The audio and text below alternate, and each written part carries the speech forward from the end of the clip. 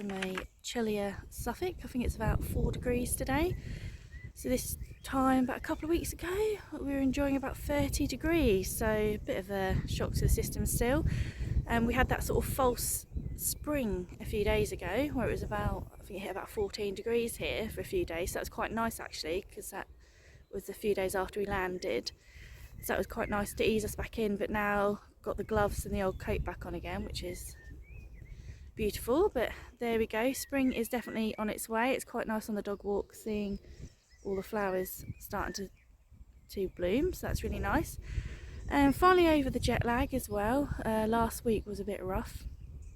Was jet lagged for probably took about 5 days, and we lost about 5 days when we landed.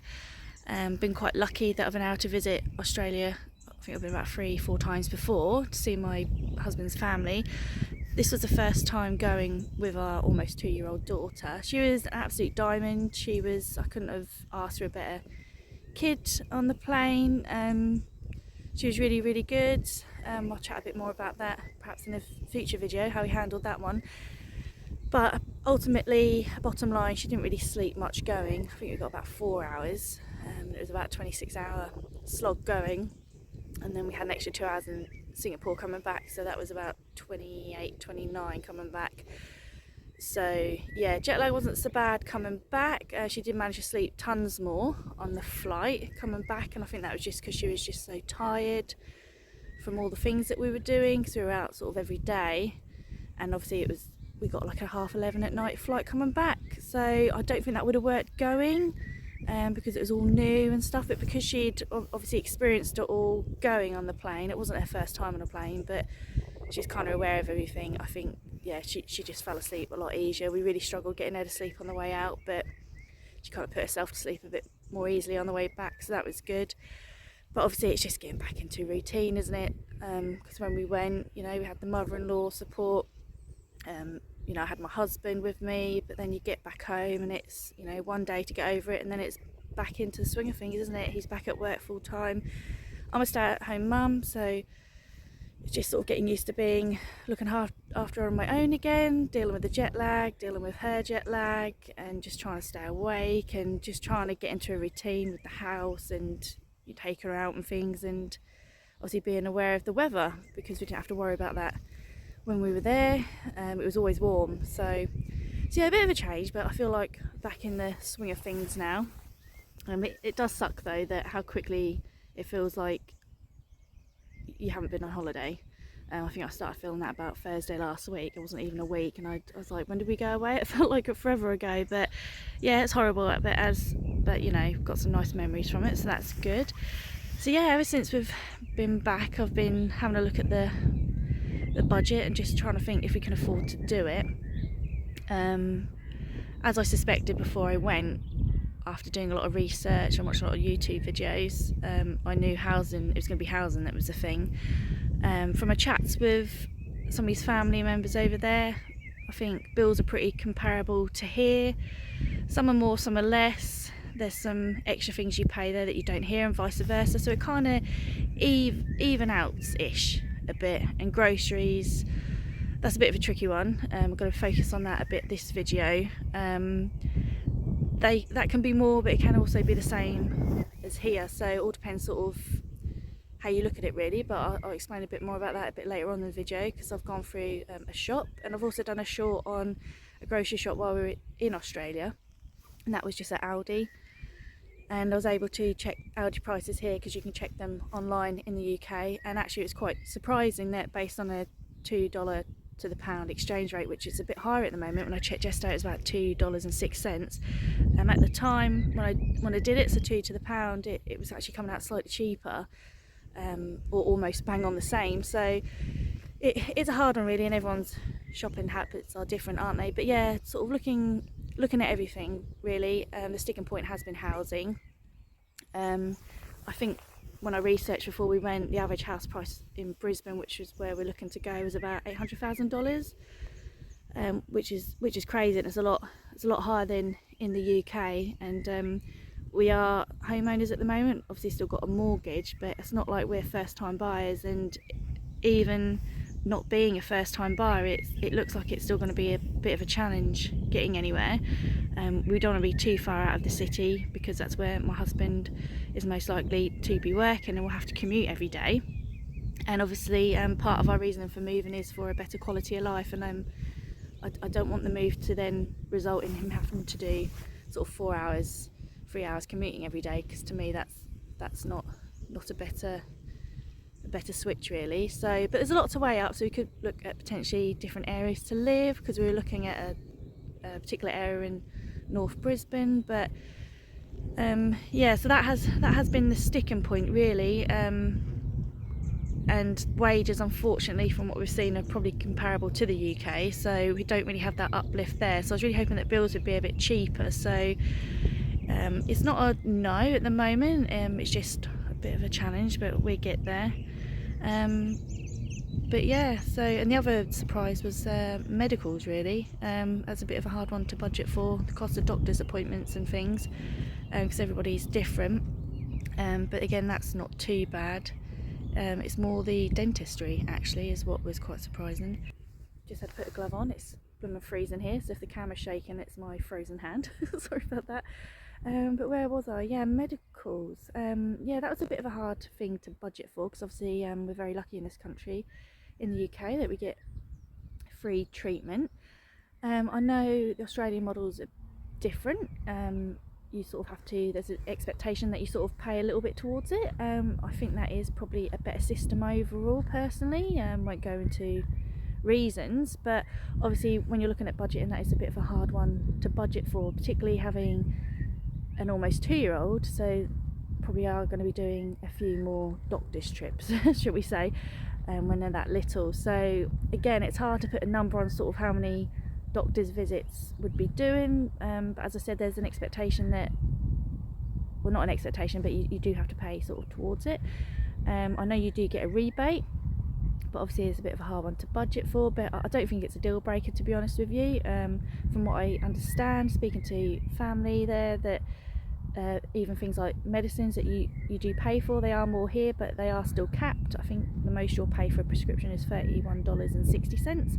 So again, at least that takes a bit of pressure off. It won't be hundreds and hundreds of pounds. But the thing that has surprised me though, and my husband did warn me about this, is dentistry is so expensive in Australia. When he moved here about 10 years ago now, just over 10 years ago, he couldn't believe how cheap it was here. Obviously when he first moved here, we were in a bit of a different position back then. You could get a dentist a bit more easily. Things obviously in that front have changed a bit now, but if you are lucky enough to get an NHS dentist, it is really affordable. Haven't compared private prices yet, but just looking at NHS. So again, I've sort of sent some figures across to his family from what I've researched, because it's quite hard to remember everything while I was there for them to sort of have a look at. But you are looking at about, I think it was about $300, I think it was, for like a consult. So that's like £150 just for which I assume is a checkup, and obviously that's less than £30 here, so that's quite significant. And obviously I want to keep up our sort of 6 monthly appointments while we're there. The hygienist, I usually do that once a week. That seems a little bit more than here, but again, not really a deal breaker. But obviously sort of future planning now, thinking about things like braces that my daughter might potentially have to have. Again, I just did a quick Google, and they reckon anything, I think it was from $6,000 to $9,000, and obviously like that's quite a significant expense, because as I understand, under the age of 18, that is still something that you could potentially get on the NHS. I don't know what the criteria is now. I don't know if they do it for cosmetic reasons anymore, but you know, if you have got some slightly wonky teeth, if you would still be eligible or not, I'm not really sure. But obviously that is something that is completely free on the NHS here at the moment. So that was a bit of a shock. Like, I knew it was going to cost, but I didn't realise it was sort of that much. So yeah, I suppose from looking at the budget overall, still got some number crunching to do, but I'd say the two sticking points at the moment have been housing, which we expected, and yeah, medicals is the next one. So yeah, I sent some numbers over to his family just for their opinion really, if I sort of over or under budgeted wildly really, and just to understand a bit more about things like the rebates and childcare subsidy and things like that really. But yeah, so they've been our findings so far. I'll go into a bit more detail in future videos because there's quite a lot to unpick really, but yeah, I'd say it's not been as straightforward as I thought comparing against the two, because as I say, there's things that we don't really have to worry about so much here as we do there. And again, I'm very thankful that we live in a country where the NHS is free and things, but obviously as we all know, it's not really perfect at the moment. But that's where we are. So but yeah, I've looked at sort of things like private healthcare and things over there, because I think most people have it over there as well, so I factored that all in. So yeah, just hoping to get some more clarity in the next couple of weeks. I'm definitely on board for going. My husband's still a bit on the fence. I think he's waiting to see what the outcome of this budget is. But obviously, as much as you can try to research, you just won't really know until you're there, really. You know, it's so hard trying to sum up your life somewhere and then comparing it when you go. And it's all the little things I find as well, because I do a yearly budget anyway, but things like your window clean, washing the car, you know, these little things that perhaps you wouldn't usually put on there, like they do all add up. Obviously from my experience from our trip, going out, it's going to be far cheaper, because there's just so many free things to do, and even the things that you have to pay for seem quite reasonable compared to here.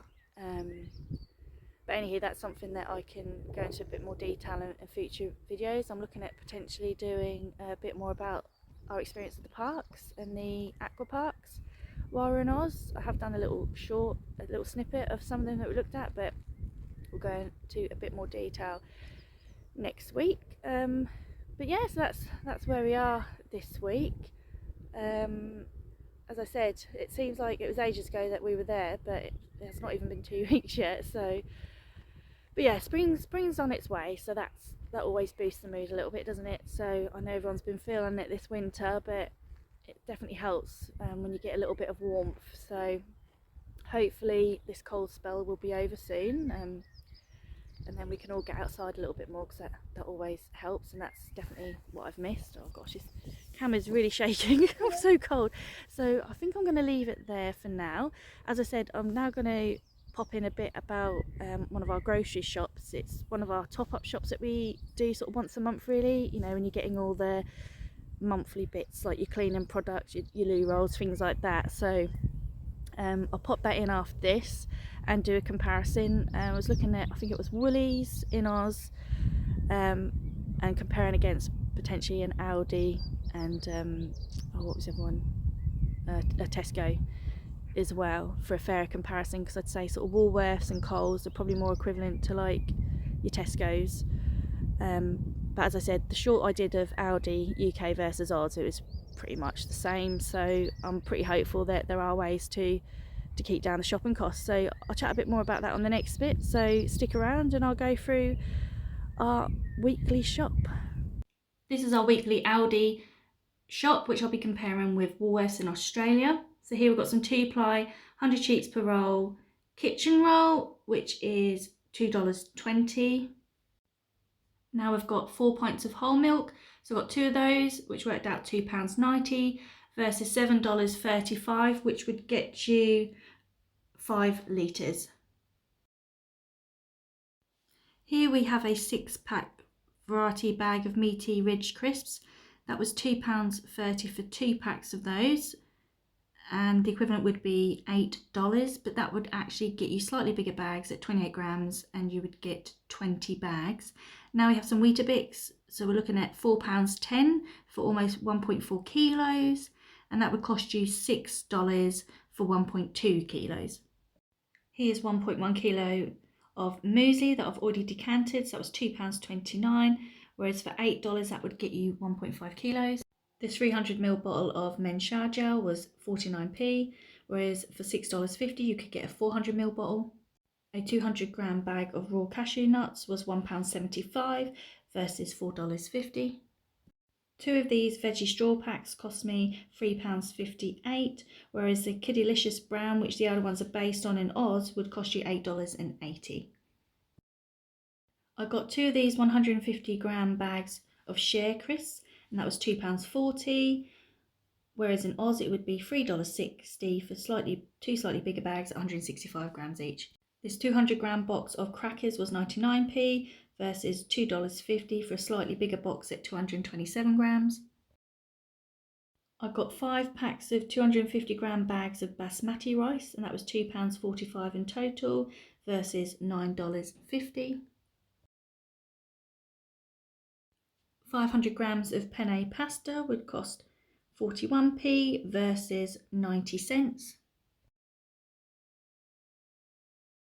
100 grams of instant coffee was £2.89 versus $6.50 for a 95-gram tin. A 300ml tin of polish was 85p versus $5.40 for a 330ml can. A 400ml tin of full-fat coconut milk was 79p versus $1.30. A 210-gram jar of jalapenos was 69p, whereas for $3 that would get you 500 grams. This jar of full-fat mayonnaise was 99p versus $4. A 200-gram jar of English mustard was 59p versus $2.90. This 110-gram salt grinder was £1.65 versus $4. 225 grams of halloumi was £2.15 versus $7.50. 900 grams of cheddar was £4.99 and $15 would get you 1 kilo. This 500-gram punnet of white seedless grapes that my daughter started eating was £1.89 and for $3.42 you'd get 900 grams. 300 ml of single cream was £1.09. This is labelled differently as cooking cream in Oz, and that was $3.70. I got 2 of these 400-gram punnets of mushrooms for £2.58 versus $8.72. I also got 2 of these 400-gram packs of chicken ham for £4.98 versus $21.60. This one was a hard one to compare. I had to compare it with deli ham. This 300-gram pack of smoked bacon was £1.89. I couldn't find a smoked one in Oz, so looked at an unsmoked pack for $5.70. These 2 packs of sirloin steaks was £8.18 for 390 grams. I couldn't find the equivalent cut in Australia, so looked at a porterhouse steak, which was $17 for 360 grams. 2 kilos of chicken breast was £11.99 versus $19.80. 200 grams of red pepper hummus was 99p.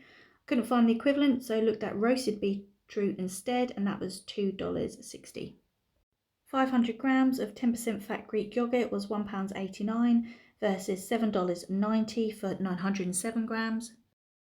227 grams of almost demolished strawberries cost £1.95 versus $3.50 for 250 grams in Oz.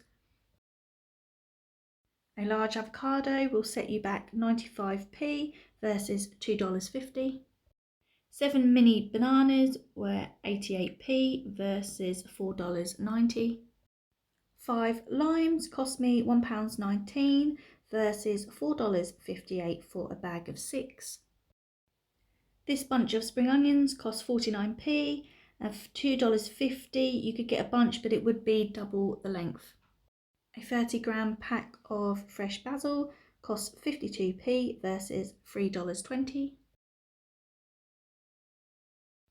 4 baking potatoes would cost 79p versus $3.40. A 1 kilogram bag of brown onions was 80p versus $2.50. These 3 sweet peppers were £1.69. These are known as capsicums in Australia, and they would be $7.90. You can get 6 salad tomatoes for 99p versus $5.22 for a slightly larger variety. This 145 gram bag of baby corn was 95p. I couldn't find fresh baby corn, so opted instead for a 410 gram tin, and that would be $1.90. This butternut squash was £1.09 versus $7.20. These 3 red onions were 95p versus $2.58. 49p would get you 1 kilo of carrots, or 85 cents in Australia. 4 unwaxed lemons were 99p, or $3.04 for waxed ones. 600 grams of tangerines were £1.19. The equivalent in Australia, mandarins, would be $2.95. This red cabbage was 75p versus $7.80. 28 size 7 nappies were £3.59, or for 29 nappies in Australia, that would be $11. These 3-ply toilet rolls were £4.99, and you got 320 sheets a roll. Slightly larger rolls at 360 sheets a roll would cost you $24. And here you can see the remainder of my shopping that I forgot to film and the equivalent prices in Australia. And here are the totals. As you can see, Aldi UK has come out at the cheapest, followed by Aldi Australia. I couldn't get the prices online for that one, so looking at an article, they reckon Aldi in Australia is about 25% cheaper than the major supermarkets, so that's how I got to that figure, followed by Tesco in the UK, and then lastly Woolworths, which is coming out as the most expensive, about £60 more than Aldi in the UK. So lastly, some quick observations from our time in Australia. We noticed that in the supermarkets, a lot of the fruit and veg is sold loose, so that does help to budget. Also, a lot of prices are dictated by what fruit and vegetables are in season, so that is a way you could potentially save on your shopping bill. We also noticed that some of the root vegetables, for example butternut squash and cauliflowers and cabbages, they are sold in quarters or in half, so again a way that you could save there. We did notice that nappies were quite expensive in Australia, but we didn't manage to look at the prices in Aldi, so suspect that those are cheaper there also. And lastly, we did notice that there wasn't so much variety of baby food and toddler food as there is in the UK. So I'm not sure why that is. Perhaps it's a different market over there, but that is just something that we noticed. So I think there are ways to save, and I have heard online that people can shop at farmers markets and such to save on fruit and veg, whereas we've found here in the UK farm shops tend to be quite more expensive. They're seen as a premium product. So I hope this has helped and hope to see you on a future video. Take care, bye.